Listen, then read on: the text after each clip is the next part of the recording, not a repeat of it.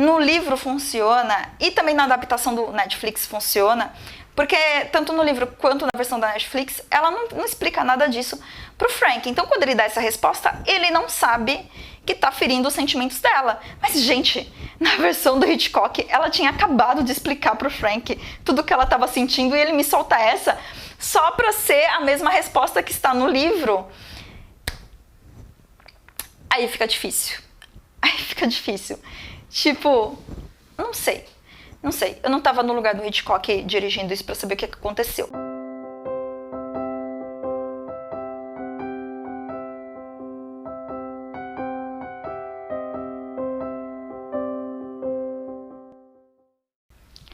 Aqui é a Sam, e agora vamos encarar as feras. Eu li Rebecca, a Mulher Inesquecível, quando eu era adolescente e o meu pai trouxe o livro da biblioteca.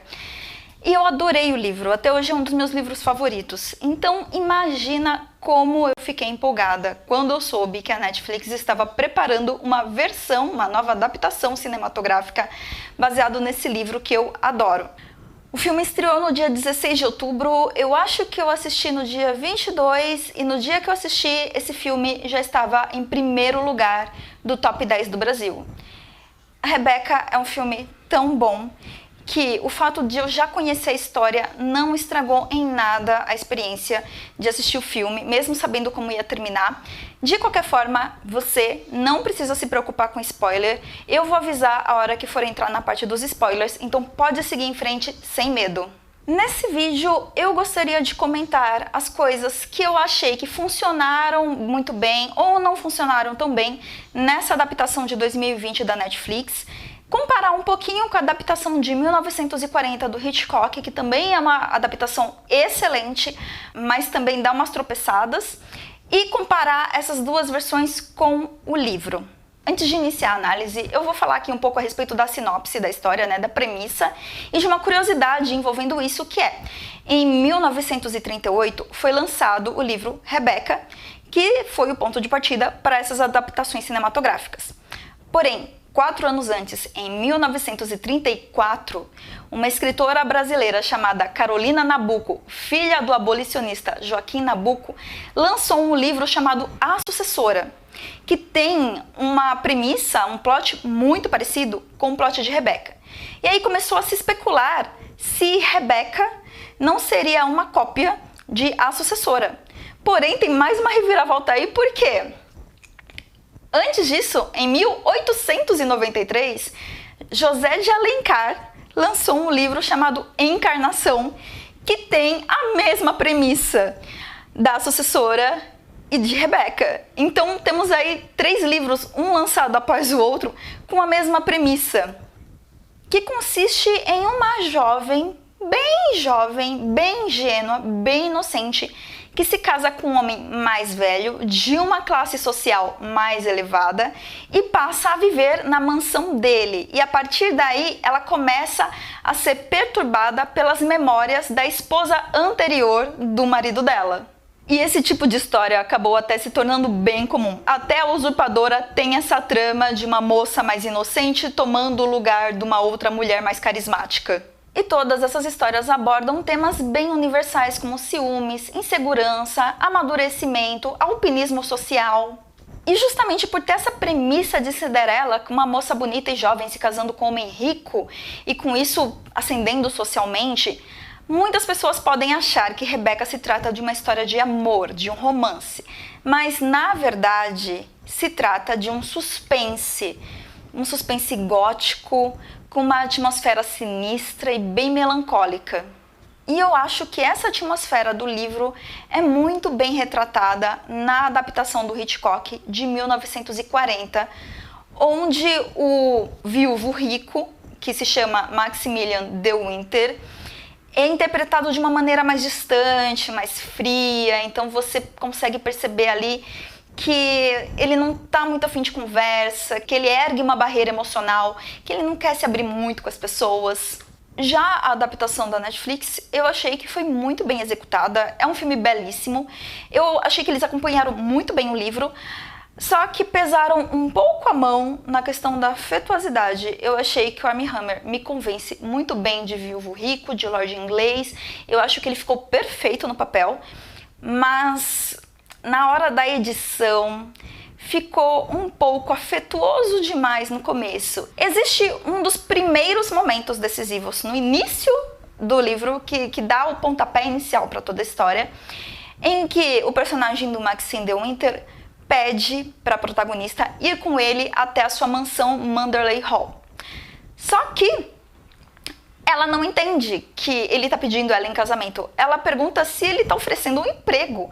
Quando eu assisti a versão do Hitchcock e o Maxine faz a pergunta para a protagonista e ela confunde as coisas e pergunta se ele não está oferecendo um emprego, faz todo sentido, assim, encaixa bonitinho.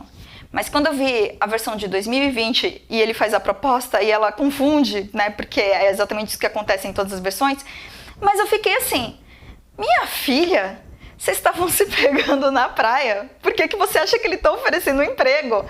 Essa construção que pesou a mão na afetuosidade, na calorosidade do personagem do Armie Hammer, ficou desconexa, assim, deixou esse diálogo clássico desconexo. Então eu acho que esse é uma das questões dessa adaptação do filme da Netflix. E essa cena, ela é tão importante assim para a história como um todo, porque a partir desse momento a protagonista, ela vai passar a viver em dúvida a respeito da afeição do marido.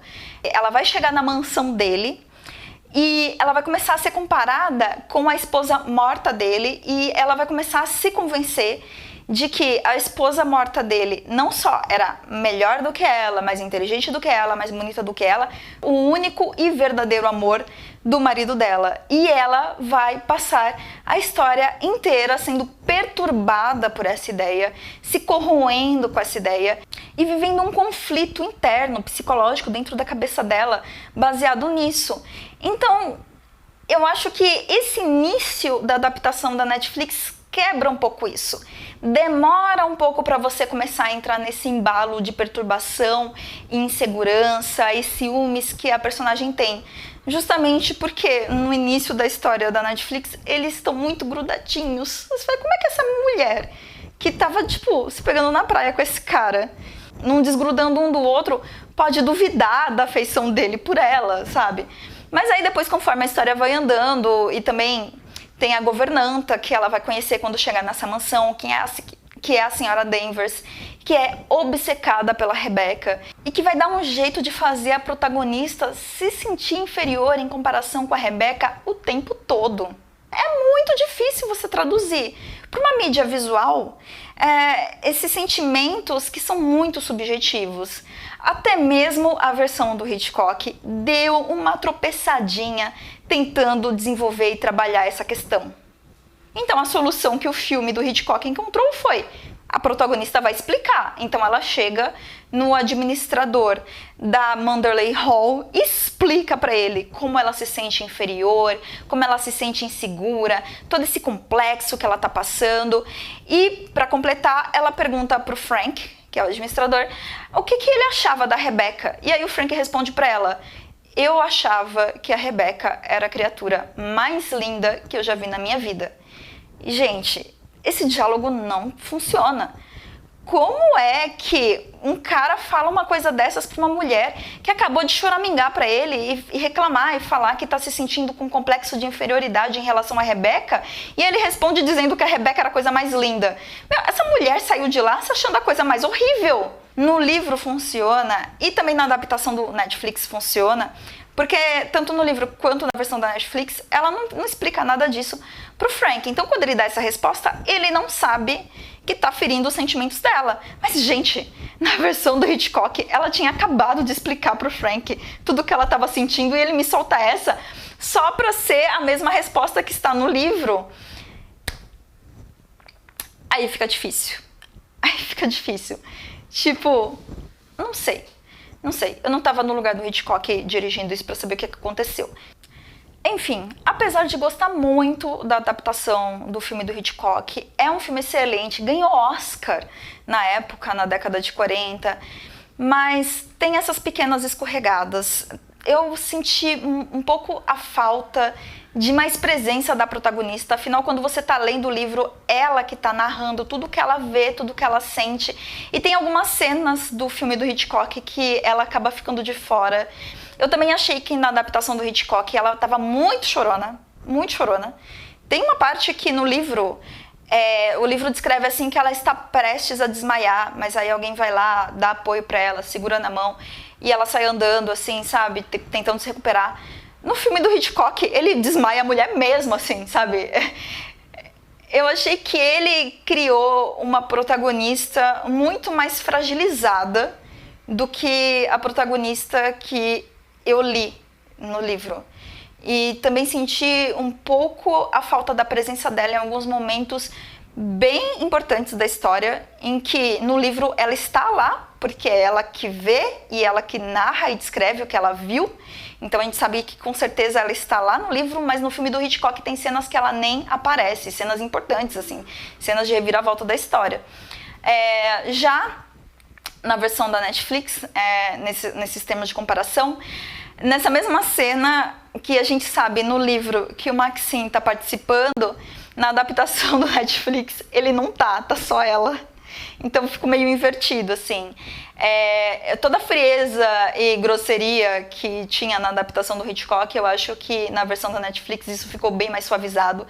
E eu achei que a personagem, a protagonista, ficou bem mais digna, assim, com um pouco mais de postura. Eu acho que a Lily James, ela acerta muito bem, assim, na hora de colocar fragilidade e na hora de fazer a personagem crescer. Porque um ponto importante dessa história é justamente a questão do amadurecimento da personagem. A gente encontra ela no início do livro muito novinha, muito ingênua, muito inocente. E à medida que a coisa vai se desdobrando, vai se desenrolando, ela vai crescendo junto com a história. E eu acho que a Lily James consegue passar essa sensação de quem chega muito tímida, muito fragilizada. E aí conforme tudo vai se desenrolando, ela vai se colocando mais, ela vai aprendendo com as situações. E eu sinto muito esse crescimento, assim, a atriz consegue passar muito bem esse crescimento ao longo da história, até que chega no ponto que a gente vê ela se colocando bem mais, bem menos tímida, pegando o jeito da coisa, assim, né, tipo, começando a vencer as dificuldades iniciais que ela tinha, coisa que eu acho que o Hitchcock não conseguiu fazer. A personagem do Hitchcock, a protagonista do Hitchcock, ela nem parece ser a protagonista da história, na verdade. Na década de 40, eu acho que passava muito bem, mas hoje, cara, eu tô em 2020. Toda hora que essa mulher começava a se debulhar em lágrimas e desmaiava, eu falei, pelo amor de Deus. Sabe, eu saio da história assim, eu falei, meu Deus, qual é o problema dessa pessoa? Você tá passando... Eu li o livro, entendeu? O livro foi escrito em 1938. Eu li o livro, eu li a versão de 1938. E eu não tive a sensação dela ser tão chorona na leitura quanto era no filme do Hitchcock. Enfim, eu acho que essas são as principais diferenças entre os dois filmes.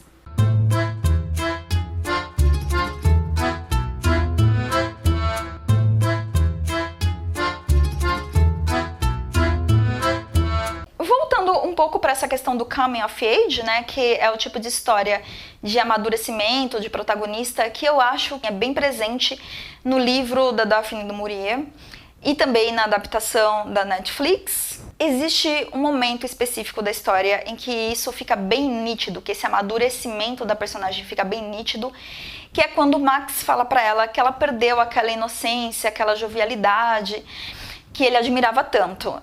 Todos junto com o Max, nós percebemos que ela cresceu, que ela amadureceu ao longo dessa história. A fala do Maxine fica um pouco estranha, isso em todas as versões, em todos os filmes e livros, porque fica parecendo que ele é um tipo de um tiozão que tem fetiche por garotinha novinha, assim, como se ele nunca quisesse que ela envelhecesse.